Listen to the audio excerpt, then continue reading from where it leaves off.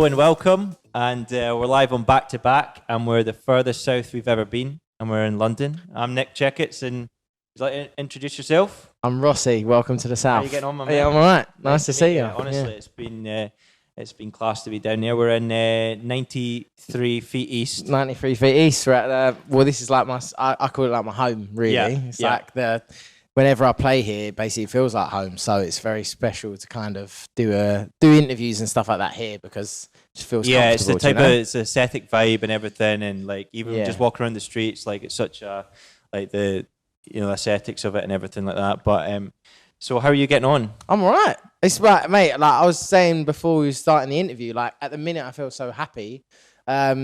Just because things are, especially down in London at the moment, things are open and everything's buzzing. Everyone at the moment seems to be on a very happy vibe. It does feel like the summer of love, like Animal Crossing doing their thing. Like it just everything feels great, and I'm on such a buzz at the minute after 18 months of ups and downs.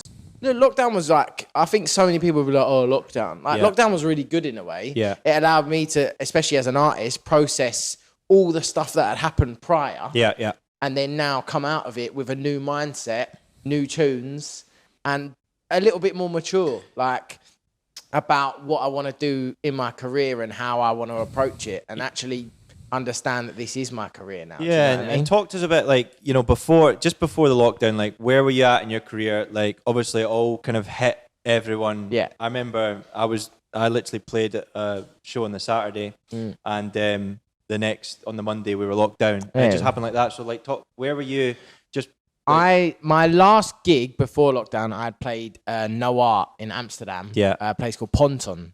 And I was getting ready to go to Miami Music Week and play my first Miami Music Week, which I was God. Absolutely gassed about. We want to be there soon as well. Yeah. Back-to-back Miami. Mate, get it sorted. I was getting ready, and then I remember being in my studio and my manager messaging me saying, I don't think you're allowed to go to Miami Music Week. I was like, what? He's like, there's these new rules where you're not allowed to travel to America if you've been in one of these countries, and one of them was the Netherlands. And I was like, fuck. And this was like when the rules were first coming in, and everyone was like, what are these weird rules going on, that we now live by? And so my career, it was on a stage of like, everyone was starting to get to know my sound and me, and I was starting to get more like cooler bookings around the world, going to America, things like that.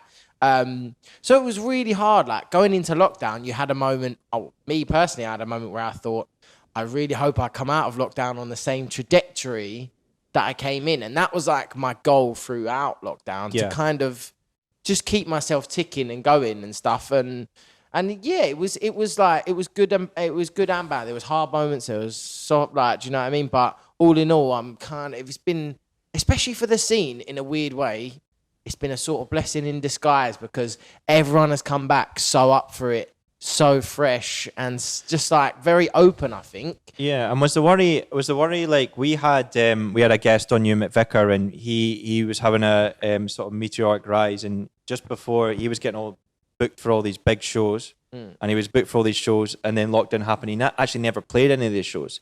So when this happened for you, were you kind of like a lot of artists over this time were worried maybe that over this time they would kind of like die out if they weren't doing stuff? Was that go through your mind, or because you obviously must have had some big shows cancelled, as you said? Do you know what I mean? Yeah, like I was worried because I just thought, oh God, what if I never get to do those shows? And like the thought crossed my mind, but then I think I'm quite a positive person, I would say. Yeah. And I just thought, well, if I was being booked for him before, I'm going to be booked for him again. And if I start sitting and dwelling on things, I haven't done that so far. So why am I going to do it now? Now I'm just sat at home. Yeah. So I'll use this time wisely just to make music, build upon my sound. So I just kind of focused on just maturing myself in my music. And that was like my first EP out of lockdown was my Constant Sound EP. Yeah. Which is a completely different vibe to what I'd released before. But it's because I was speaking with a lot of different producers, especially speaking with Enzo Siragusa a lot throughout lockdown, actually working with him on Zoom and stuff like that, and just talking to him about music and really like just educating myself and maturing my sound a bit. And that was like a big focus of mine during the lockdown, so that when I come out, I've got a whole new set of tunes that I'll play, but you wouldn't think that every single tune is mine when I play it in a set. And I've got variety to my sound. And because I think It's crucial. It's crucial. I'd got to a point where everyone knew me as this Rossi bassline guy. Yeah. But I think you can only go so far with doing that as an artist. 100%, mate. And so I needed to sort of think, okay, that's what I've shown you. What else can I show you? And where else can I go? How else can I keep building? And I think keeping that focus during lockdown had me with a task the whole time. I also fucking tried to lose loads of weight because I got really fat from touring. Like, you don't realize. The takeaways, it's that, you know. Yeah, and like you don't realize it's like touring as a DJ, you can put on so much weight so quickly because you're drinking, you're at an airport, grabbing fast food, all that stuff, and I put on so much weight before lockdown. So my 2 lockdown focus was maturing my music and losing weight. Yeah, and I think I've done them both. Brilliant, mate. And let's go back to this sort of right back to the start and kind of your first sort of memories of, or when you got into electronic music, you know, when was that, and then sort of the transition through to when I first got into, like, I sort of say electronic music. It was I'd say it's mainly through my dad. My dad, old Ibiza raver, but loves like funky house, so like would love like Head Candy and the old Defected before it is what it is now, where they used to do the albums of like the Tokyo and the Brazil and stuff like that. Yeah, that's what and like Dad got me into like that sort of house. And I remember when I was 16, he took me to Ibiza with all of his mates. And I said this on a thing the other day, like I went Zoo Project, we went Music On, we went to Blue Marlin for the first time. And this was, I knew what house music was, but I'd never really experienced what clubbing was in house music. And that trip, it was unbelievable. I saw Marco Corolla for the first time.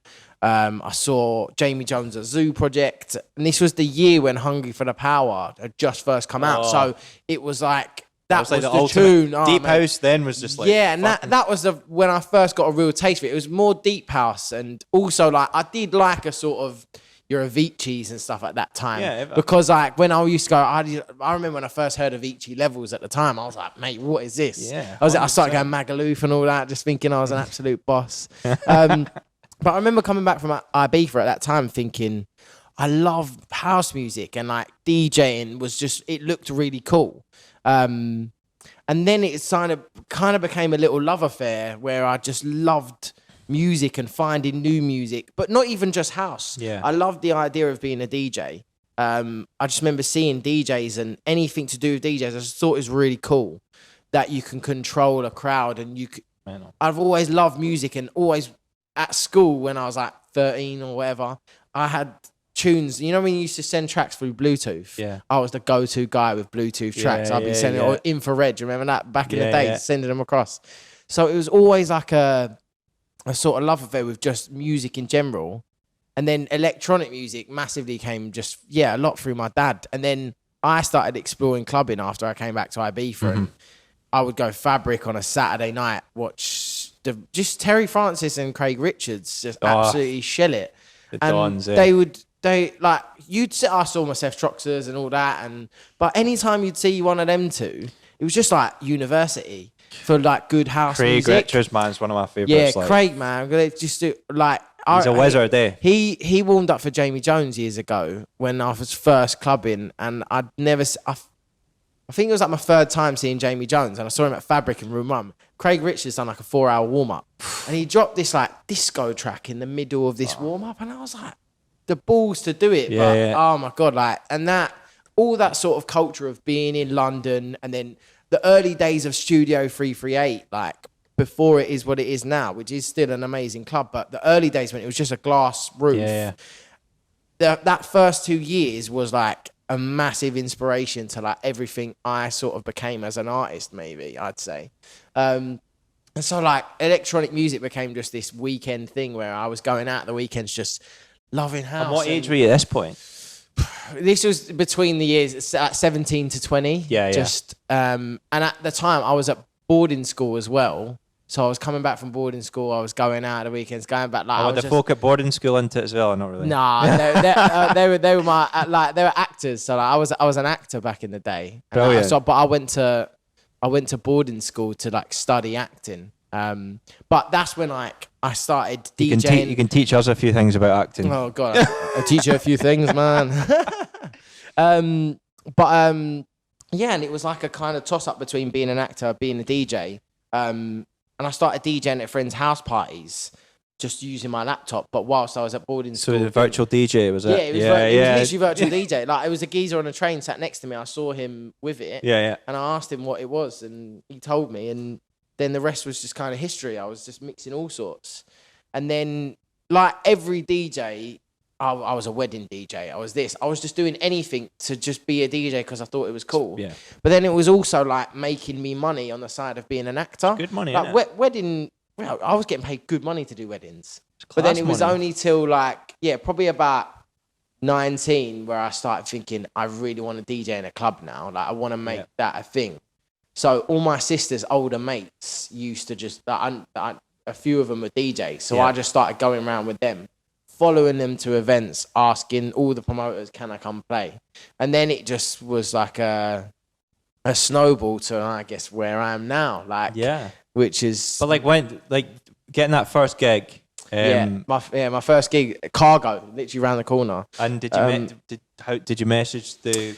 Promoter. So basically, there's a guy. His name's Jesse James. I have to thank him because he gave me so many sets back in the day and like helped me out. To Jesse James. Jesse James. I met him through one of my sister's older mates, and I gave him a CD at Warehouse in East London, and then I messaged him on Facebook loads, just saying, "Have you had a chance to listen to the mix?" Whether he did or not, I don't know. But he said, "Yeah, you can come and play." You can just do the warm up sets, but you got to sell tickets. So I was basically a ticket seller, but for doing that, I could go and play. So I remember my first set. I told all of my friends, I'm playing that club. I was the first one out on this terrace, and it was like, oh mate, but it was amazing. Yeah, and it actually went really well. And I was like, oh, I'm good. I enjoy this. I felt good. And then that whole summer I played at Cargo. Oh, that's... Should we wait for that? Can you still hear me? You all good? We'll go on. I don't know what's that's a Polish outside for us. We've got like a fire alarm going off, guys. Yeah, you can't pick up much in these mics. Okay, it's fine. But yeah, I played the whole summer at Cargo, just doing warm-up sets. And then from there... Were you getting into the more, like, you were saying you're into Avicii and stuff? No, were you getting into the house at this so point? by this time, I was playing your more deep housey sort of stuff. Like, do you remember Volcoda? Do you remember that guy? Volcoda. Yeah, that was when Volcoda was the guy.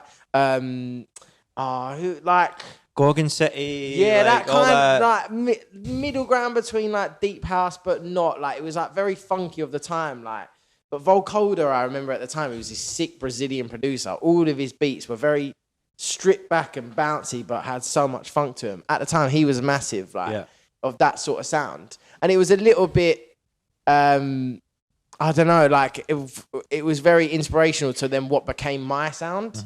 Mm-hmm. So it was like more just bouncy sort of deep house stuff. I remember like back in the day, I was definitely an EDM head, but by that time, I definitely everyone was. I think because at the time that was it was a thing. And then I think everyone got kind of bored of it and just started wanting a little bit more. I remember that the Calvin Harris I'm Not Alone song came out. And that was that was probably one of the first big EDM. And what a tune that was, to be fair. Yeah. At the time. And I think that's when I looked at him and be like, right, okay. Yeah, exactly. And like, so when I was playing, it was just, but also like I was playing a lot of sort of soulful stuff. Or like, I wasn't really into my minimal at that point. And I wouldn't say even now, I wouldn't say I'm a minimal producer. Like I was having a chat with my dad yesterday. I was showing him some of the tracks that I was making. He's like, what would you say is your genre? Like, what do you make? I was like, I don't really know. Like, I can't say it's minimal because to me, like, Romania's minimal. Yeah, you don't want... But I can't say... like, it is, like, it's tech house, but minimal like, influence, maybe. Like, the tech house of, like, your Nathan Coles and things like that from back in the day. That's the tech house I would associate to. Whereas I think tech house has been given a really bad name from things. Such a fucking... Do you know what I mean? Like, it's we always have this debate on the show. Like, honestly, it's like... You know, do you know what I mean? But I look at it as kind of tech, like minimal influence. Yeah. But like I love the old like 90s. Yeah. 100%. house. Yeah, it's like Just infused, all infused. People say, what do you mean? I'm like, just good house music. That's all you can kind of say. And that's like always been my ethos. So then back in like, going back to the story of how things happened, I was playing at Cargo and it was, I was just loving DJing. And I think I was very immature at the time. I was just loving like just making people dance and having like fun. And I never thought it would be a career. Like it was a fun thing that I was doing at the weekends. And then throughout the London scene, I started selling more tickets for other promoters. And just as you do, get about the scene, get to know people. Going down and meeting people is the best way, innit? And then I met Christian AB. So he DJ'd my 18th birthday party. Well, yeah, was it 18th or 21st? I don't know, one of the parties. But he DJ'd at my party. And he was a friend of a guy my dad knows, and he was just a guy that my dad's mate was like, apparently he's a sick DJ. He'll come down, he'll play all this IB for stuff. That's what my dad calls it. And I was like, yeah, great. Christian turned up, played unbelievable set, like was just mixing all tunes that I told him to and stuff like that. But the thing he said to me after the party, he was like, if you really want to be a DJ, he's like, you've got to start producing. And it's weird because Christian's not a producer, he's a selector, but I think he was kind of giving me an insight if you really want to do it as like an artist sort of thing, start producing now. Yeah. So that's when he told me about Ableton, and that's when I've really started to think about producing and like making music. And I never thought I would want to make music, but when I was out at clubs, there was a lot of times where like, I'd listen to music and I was like, I like that, but I want to hear more of it. But I couldn't find more. Like I started listening to a lot of Argentinian sort of house music, which is like Barem, Alexis Cabrera, all those sorts of artists who were making this really stripped back but groovy music. I love that. Yeah, it's just... Mate, and it was just, I would constantly listen to their sets and think, I want to make that sort of stuff. And at the time in the UK, no one was really, Fabe was on it at the time, but he's like German. In the UK, no one was really on that sort of like stripped back, just simple bassline grooves. And so that became a massive inspiration to, blended with going out to probably Fabric a lot and hearing a lot of Craig Richards sort of sets with like, spacey, like weird. Yeah, man. Like... Blended with that, and like when you go Fabric on a Saturday night back in the day, it just felt like there was a clock ticking the whole night. That's how I'd explain it. Like there was constant rhythm going, and I always wanted that in my music, just to be a simple clock that was going, just pure groove, with a bass line and the good drums.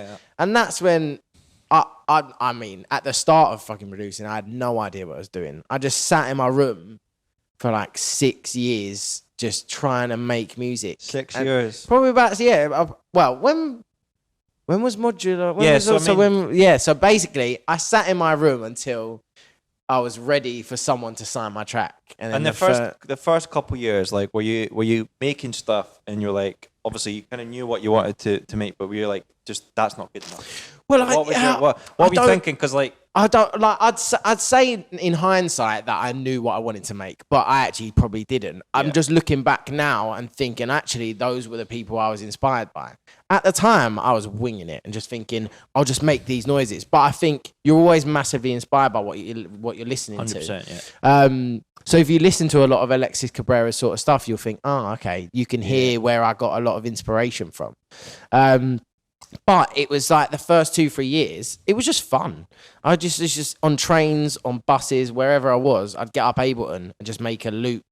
Whether I thought it was good or not, I didn't know if it was good. So I started sending music out just to people who I knew good music. So like different DJs. And like one of them was Joe, who runs Modular. And at the time, Joe was like, he was working with a Bode and things like that. And he was the sort of DJ who was selecting music that not everyone was playing, and people knew him as a really good selector and knew his tunes. So I was just sending music here and there to different people, just thinking, okay, like, what's your feedback, stuff like that. And Joe heard this one track that I'd been making, and he said to me, I think it's really good. Yeah. And I was like, okay, if you say so. And then he was like, I'm thinking about starting a record label. Yeah. And I've got a mate of mine, we're starting a record label. We might want to sign this. And I was like, it's not even finished yet. And I hadn't fully finished the track off properly before then. Were you, I mean, a lot of producers struggle with finishing tracks. I mean, was that an issue? I don't even think I was like that worried about, I don't even know. I wasn't even thinking, I was just making music because I wanted to make music. I wasn't making music with the idea that I was going to be this DJ. Yeah. Because I just thought, that's never going to happen. Like, it's just... I think people get like tied up in the fact they feel that like with the pressure's on, do you know what I mean, to make stuff. And I think, like, I just didn't give myself that pressure because I was like, I just found it fun. And so I wanted to just better myself by learning from other people's advice. So even whilst this was going on, I was collaborating with different people. I got lucky enough to collaborate with Second City. So I'd like made a few. Oh yeah. They were fucking. So mate, he's like probably not. He's called Rowan, and he's friends with who my now manager is, Hamza, and he was friends with him. And Hamza sent him a few loops and stuff, and he was like, oh, "They're actually pretty good. Does he fancy coming in the studio and just working on stuff?" I was like, "Yeah." And like that time was really valuable because I sat in the studio with him and I just learnt so many little tips and tricks. And I must say, it was like I went in the studio with him like one day. The day after was when I started making Rockin', and it was all these little tips that I learned in the studio from being with him that I started making Rockin'. And then that was when it all kicked off because Joe then said he was interested in it, and then he said, "Yeah, we want to sign it." Yeah. And I hadn't finished it yet, and he was like, "What needed to be done on it?" I just finished it. I'd made a 3-minute clip. Oh, was that it? So I sent Joe a 3-minute clip, and I said, "What do you think of this?" Yeah. Like, what do you think? Do you like this song? I didn't even know he was starting a record label.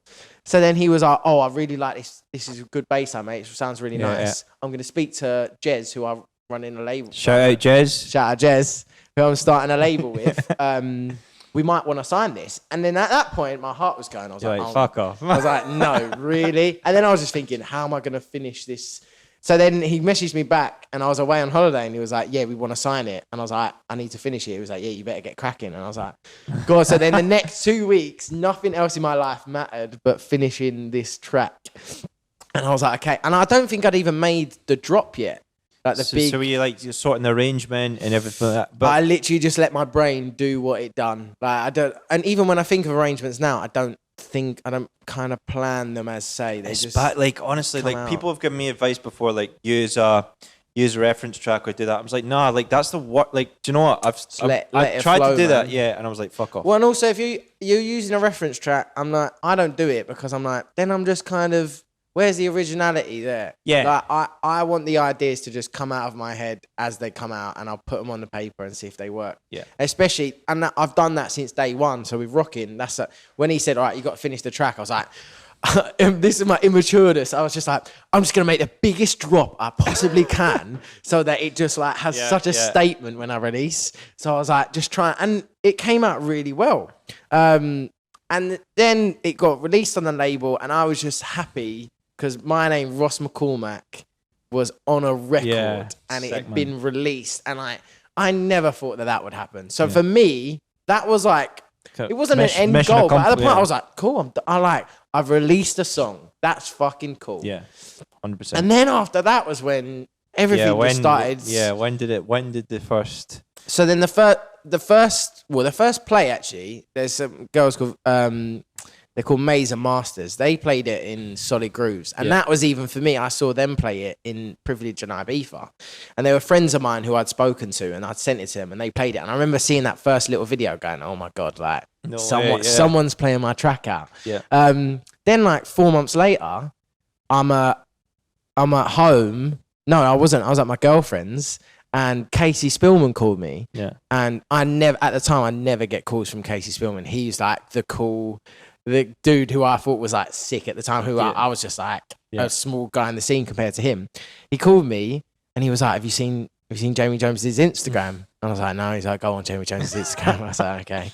I went on Jamie Jones's Instagram and I didn't even realise that my track, I was just flicking through and then I messaged him back. I was like, oh yeah, nice tunes, mate, or something. And he was like, no, did you see your tune? And I was like, what? My my track. What? Went back on it, and then I see the video. I was like, and I was running around my girlfriend's. I was literally running around my girlfriend's house going, no fucking way, no fucking, you fucking joking. Oh my fucking, like, and my girlfriend's dad was going, what's going on? I was like, Jamie fucking Jones. I was like, it's Jamie. And he was like, who? I was like, it's Jamie Jones. And like, even now I could get like goosebumps. And like, it was like madness, man. You honestly can't, as a producer.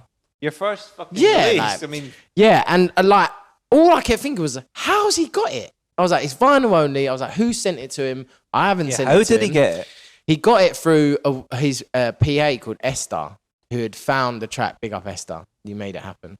I think she found the track and just sends him a few like tracks that she likes, and he picked it out and played it.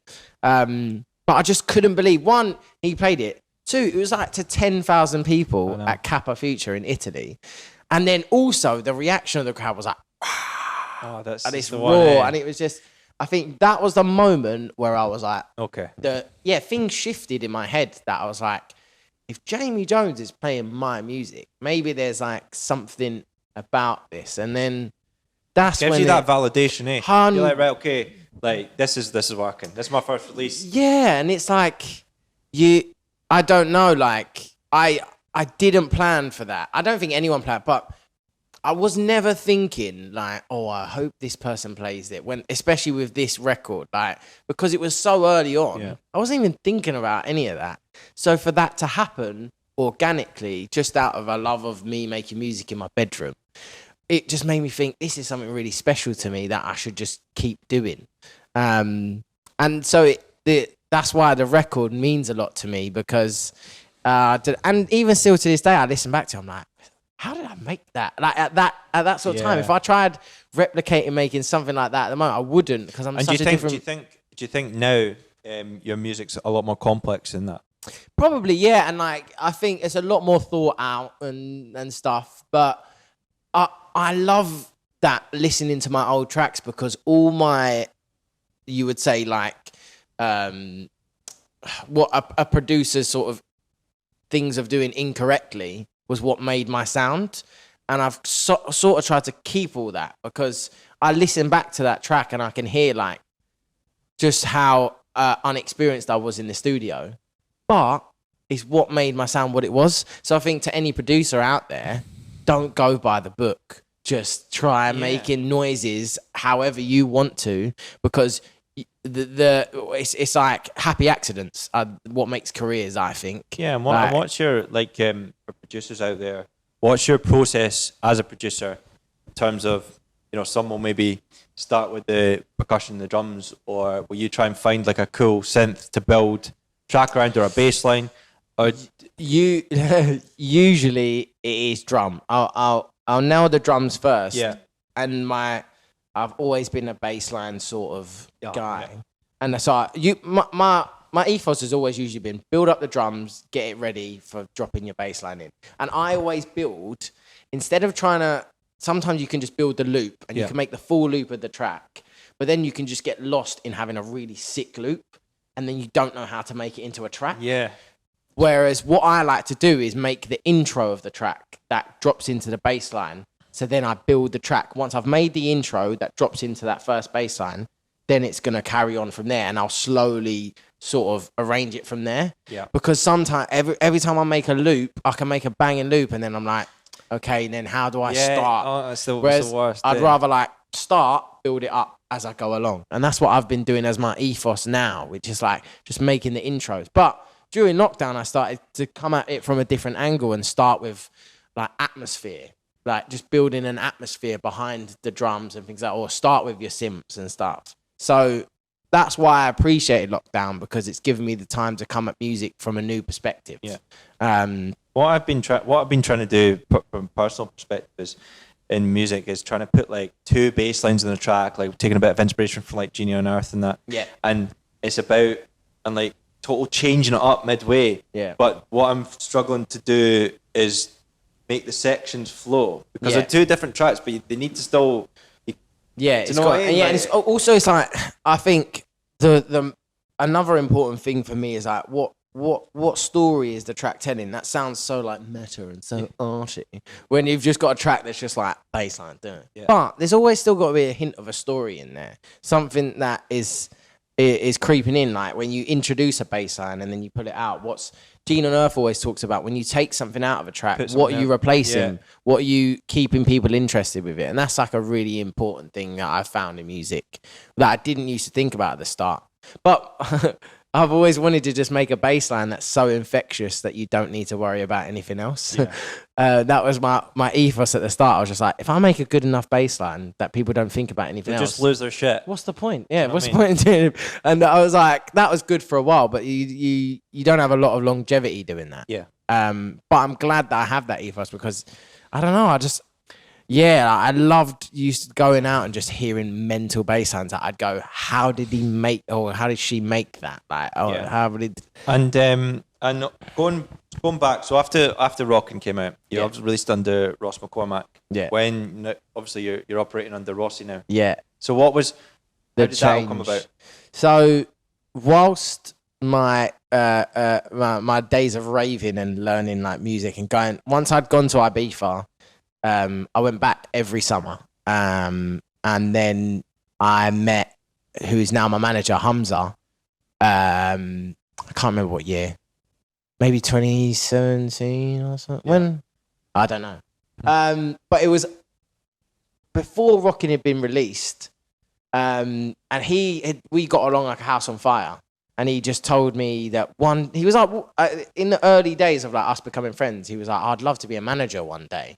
And I always remember him saying that. And then we just started becoming friends. I was always sending him music and we were hanging out.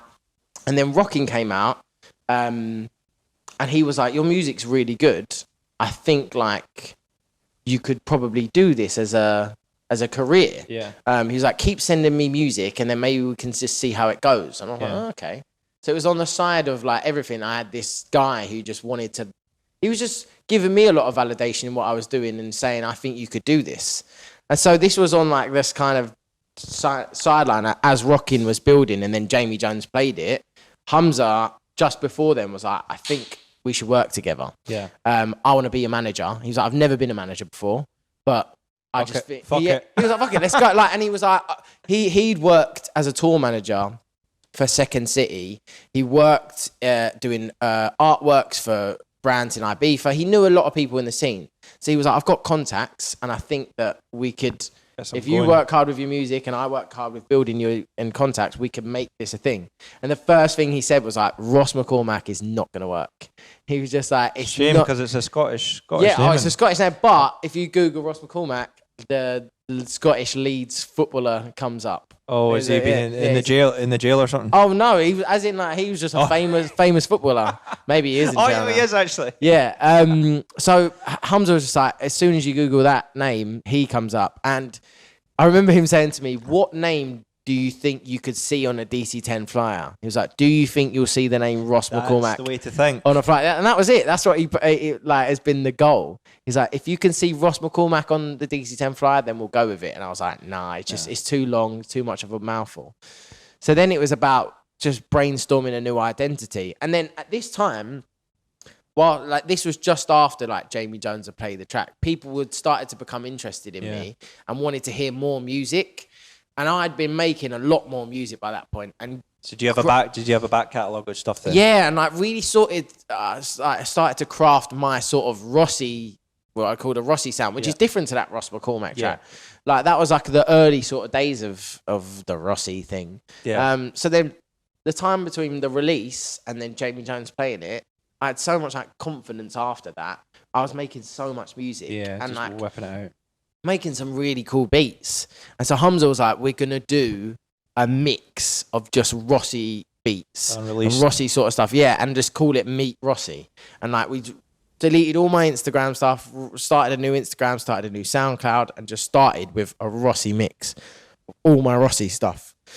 And then from there, it was like people were just so interested. And we came out of Rossi because we were thinking of loads of different names. Like Just Mac was one of them. RMK was another. Like all these different names, but nothing really gelled. And my auntie, she's Italian. Yeah. And like some of my family members just call me Rossi as a nickname at home. And I remember hearing it one day, and I just messaged him, and I was like, Rossi, could that work? And he was like, oh, yeah, it's cool. And I messaged all my mates in group chats, and I still am, in just music group chats where we just share music between each other. Mm-hmm. I said to the boys, I was like, if I changed my name to Rossi, like, what would you think that sounded like? And people were like, oh, it's pretty cool. Like, it's kind of cheeky. Da-da-da. So then we were like, fuck it, we'll go with it. And then it was nice because on my Instagram, there wasn't really many pictures of me. There wasn't really any of my personality. So then no one knew. You can build a new identity, yeah, you know what I mean? No one knew who was listening to my music whenever it started to get released, where Rossi was from, or who. So some people thought I was Italian. Some people still think I'm Italian. Yeah. Juno still think I'm Dutch. they're on my latest release, but Dutch newcomer Rossi, and I was like, oh. But I liked that because I didn't want to just. Yeah, it's quite mysterious. Exactly. I wanted to have this sort of. Because sometimes there's this, if you see UK next to it, you just brand as UK artist. I wanted to be sort of out there. Yeah. And it worked really well. And then from then, we thought about releases geographically, like labels of where we're releasing instead of just the labels we wanted to. We thought about, okay, Italian label to Mango, French label, Heads Up, like. Because strategically doing it. The goal was, I was already a London DJ by that point. I was playing on a lot of London places as Ross McCormack. I got to play at Fabric as Ross McCormack.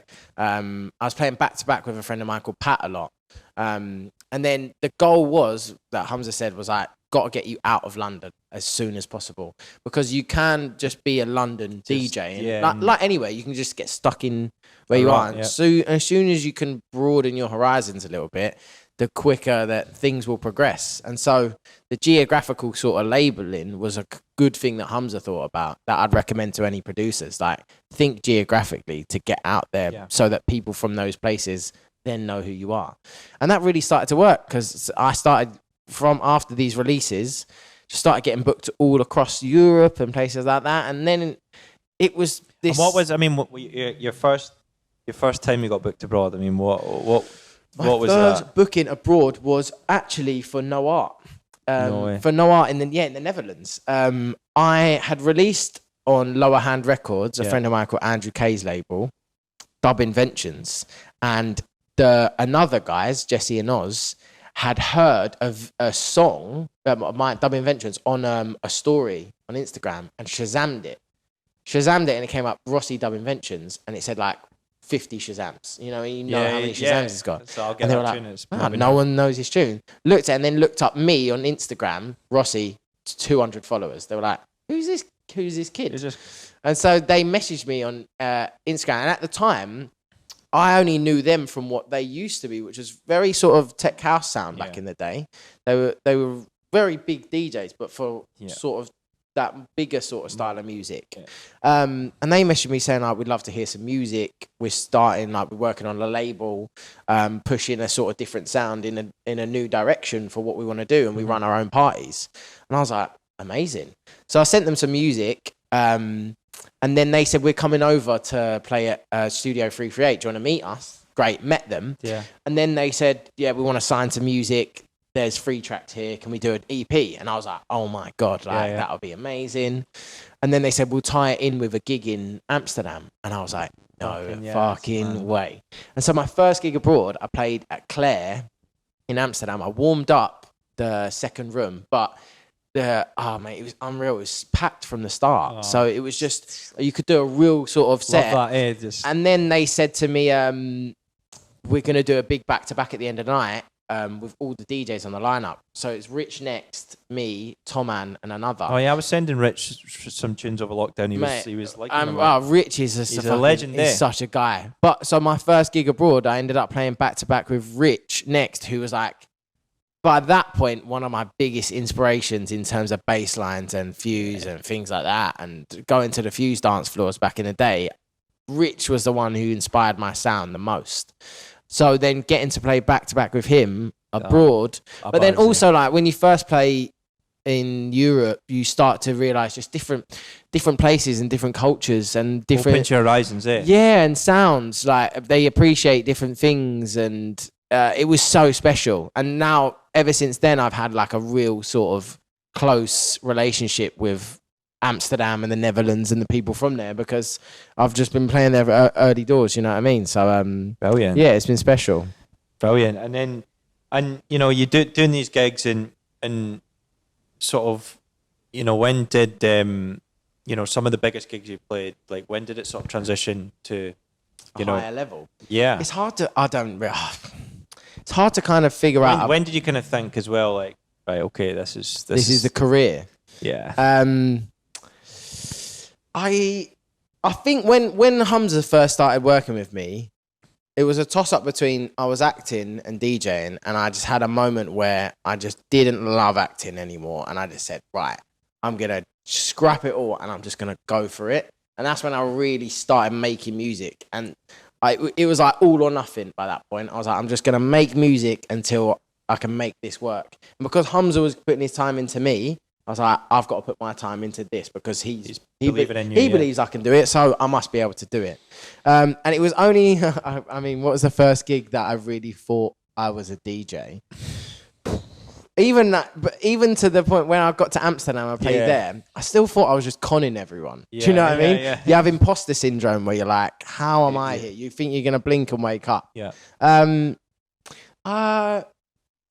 I don't know. This was pretty late on, but I played a warehouse project for the first time, and I remember walking in that room and just the size of the room, and just how busy it was, and just there was a girl with like, you know, like electronic glasses that says things. She had like Rossi and a heart going across the glasses at the front, and like I was thinking, I think at that moment when I got to like that, I was like, okay, this is really a thing now. Yeah. And I always say this, Hamza, sometimes when I come away from a set, I was like, I felt like a proper DJ tonight.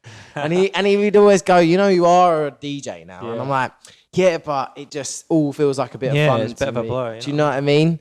But so probably when the warehouse projects and things like that start coming, you just think, wow, I'm getting to that point now. And now more recently, I'd say even more recently, I've only just started to think, okay, this is it. Like but I think I don't want to always think like that because I love the excitement of being, I feel like a kid who's so excited just to go and play out. I mean, I'm noticing now with you is like a lot of people are saying like this video's going up being like, oh, it's unreleased Rossi, that sort of stuff. Yeah. That's like floating around now. That's when you know, okay. Yeah, 100. Like I think when I started seeing, you know, I remember this is funny. When I started seeing other people tag their mates in my posts who were like, "Have you seen this video?" or "Have you seen it?" And I was like, because I was just used to people messaging me like, "Good job, mate." But when you start seeing people tag other people to say, "Look at this guy" or something, you're just like, "Okay." When this unreleased Rossi starts going around, you know. Yeah, exactly. And that's been the thing. Like I've got a lot of unreleased music that people keep asking me to release, and it's not because I don't want to. One, it keeps a mystique. Bicep done it. And like timing as well, and lockdown didn't help. But also, it's like I don't want to over release, and I always want to keep people waiting for the next one, and I just want to get out of my tracks what I can play in before I give, because in this day and age, I think the shelf life of music is so much shorter. As soon as you've released a track, in about it depends how I say timeless it is, but in your usual sort of releases, in a couple months' time, people are already thinking about the next ID. Because of the ID culture, music is just coming and going so fast. As soon as anyone plays a tune at the week, like even Truly Madly played at Animal Crossing at the weekend. Class. Dropped an Unreal set. I never saw it, but I see all the videos. But all those videos get put up, and then all them tunes are in the comments. And it's like, come on. I feel, it's amazing to, you can see them tunes, but I'm like, it takes away the game. Find your own music. Yeah, exactly. And it's nice, but it takes away the game a little bit. And so that's why I think the culture of music is so fast now. It's like you've got to have, I think the most important thing about releases is the hype before it more than the actual release. It's like the build up of, because I remember thinking that when I was finding music, when can I find it? And then as soon as I found it, I listened to it 100 times and I'm like, right, where's the next one? Do you know what I mean? It's that hype of finding that song that you don't know that is like, as a producer and a DJ, you have to tap into and be like, make those unreleased tracks that people are going, okay, I really want that. It keeps you exciting, I guess. Yeah, and then going, obviously you mentioned you're an actor. Like going back to like if we look at the social media, do you think that's helped you build your sort of brand, and like also talk to us about the value of posting videos of cool sets when you drop like, and like it's you can talk to us about that and how you strategize that on your Instagram. Yeah, so in terms of being an actor, I don't know. I think being an actor helped me just be quite confident in performing and being behind the decks, because it's the sort of same thing as being on stage. And also just things like this, like it's helped me a lot in being comfortable in my own skin. As an actor, you have to constantly be so self. So, and also I think, especially as an actor, you have to be very open-minded all the time. Open to suggestions, open to everything. So with that, I think I kind of take on that ethos as well with music, and also the scene and people and everyone that I meet. And I think the importance of Instagram these days is such a hard line, because you don't want to think that you want to just rely on that. But the thing is now, like, it does become important in building hype for yourself as an artist, being able to post those videos of your unreleased tracks ready to promote it in 3 months' time or whatever. Do you know what I mean? So I think the sort of strategy, I don't know, it's just high quality, highest quality possible. I was never that sort of person to think about Instagram until I met Hamza, and he was like, it's just got to be, it's on the ball, isn't he? It's just got to be pinpointed. It's got to be a reflection of when people come and look at your page. Say if someone from America said, oh, okay, who's this Rossi guy, and they see my page and it's like, it's a bit shoddy, isn't it? Do you know what I mean? You want to have all bases covered. And say someone comes on my page and they say, oh, that's cool, it's interesting.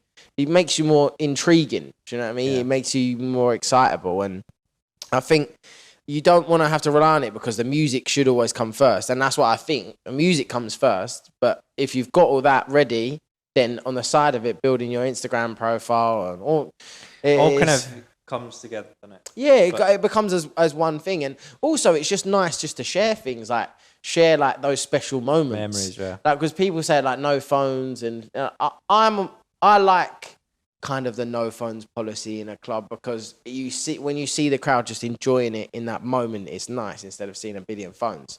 But on the flip side of that, the content of like, you want to capture that, like, I've seen some of the videos you posted recently, the class, you know what I mean? And that's it's a very tough, it's like it's a yin and yang with that, but it's just finding balance, really. And Instagram is great, but for work, you can get so lost in that world. And also you can, it all looks so amazing from the outside. Of course, that's just Instagram versus reality, but in reality, things aren't always amazing. Like during a few weeks ago, I had some really horrible things happen in my life.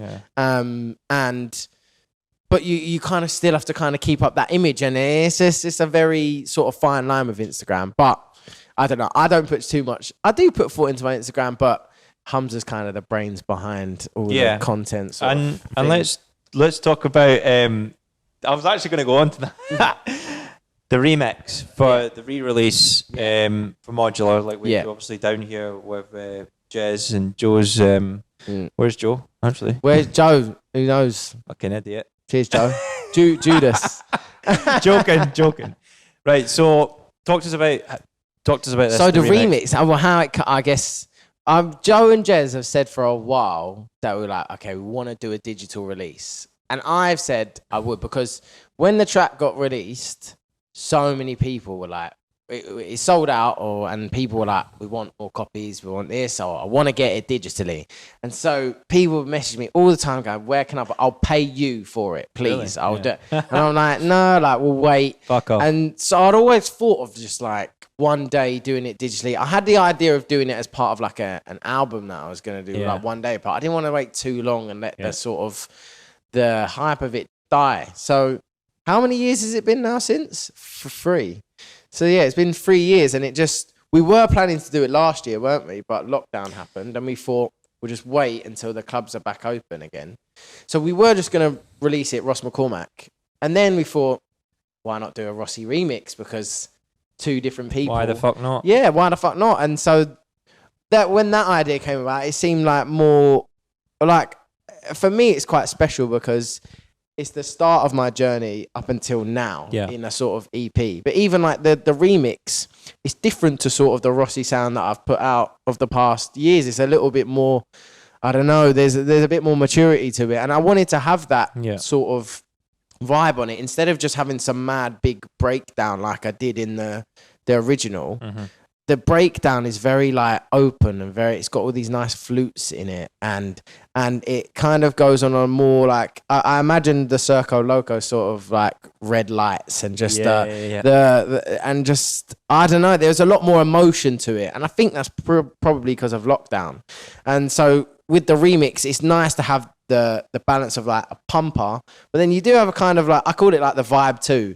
What I did with it, I kind of, instead of trying to get away from the original track, I sampled the same, I used the same VST that I used for the original track for the bass, but instead of just using it full, I just used it for the first 2 tones. So the introduction, if you hear it now, you could play it now or something. We'll play it over this. That's from the original bass line. But then I wanted to use my new Rossi preset that I've made on a different VST and make them work in tandem with each other to make this new bass line, and it comes in underneath it on the drop. And that was like a little signature of like both of the old bass line and the new bass, so you could hear a little glimpse of the old. Exactly. I like doing that in remixes, homaging to like the original, even though it was like myself. But that was like the idea behind the bass, and then it just, like I do with arrangements, it just flowed out and came out as it was. And it's just exciting for it to be released finally, because on digital, because so many people have asked for it for so long. And it's just been such a journey. I can't believe it's only been 3 years. It's mental. Like it feels, so much has happened, so much has changed. Feels like it could have been a decade by now. It's just crazy. Brilliant. Yeah, it feels very special. So when's it out? When will people buy it? 17th of September, I think. 17th of September. Is it 17th? Jez doesn't even know. I think it's around about 17th of September it comes. Yeah. Yeah, it's on pre-order now. Pre-order now, so you can pre-order we know where it on to get Beatport, it. But, the remix and the original. Yeah, the original and the original is cool. But anyway, it's been an absolute pleasure. Mate, it's been a pleasure. Thank you for having me. I need the toilet. Cheers. So, Peace. Live on Back2Back with Rossi. Cheers.